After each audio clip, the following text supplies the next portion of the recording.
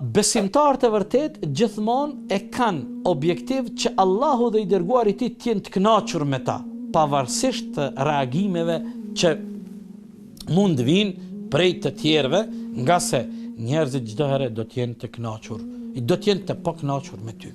Bukur shumë. E kuptuam këtë parim dhe erdhëm në përfundim se kjo është realiteti dhe e vërteta e jetës çfarë sot njerëzit e jetojnë jetën edhe në të kaluarën, edhe sot, edhe në të ardhmen. Pasi që kuptuam se njerëzit çdo herë do të jenë të pakënaqur. Atëherë vjen një pyetje, vim deri tek një pyetje shumë e logjikshme dhe pyetja është: atëherë si ti trajtojmë apo si të sillemi me njerëzit? Si duhet të sillemi ne me njerëzit?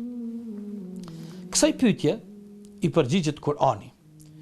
Përgjigjen përballë kësaj pyetje e gjejmë edhe tek të dërguarit e Allahut, tek pejgamberët e Allahut.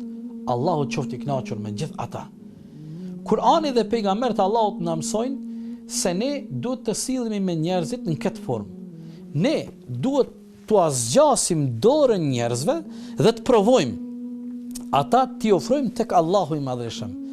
Gjithë ata njerëz që Allahu i ka begatu dhe i ka ndëru me udhëzimin e vërtet, i ka mbushur zemrat e tyre me udhëzim, këta në emër të zekatit, në emër të mirënjohjes ndaj krijuesit që Allahu ty të ka ndëru dhe ta ka udhëzu mendjen dhe zemrën tënde, shpirti yt është mbuluar me dritën hyjnore, te ke obligim me jap një zekat përballë kësaj të mire.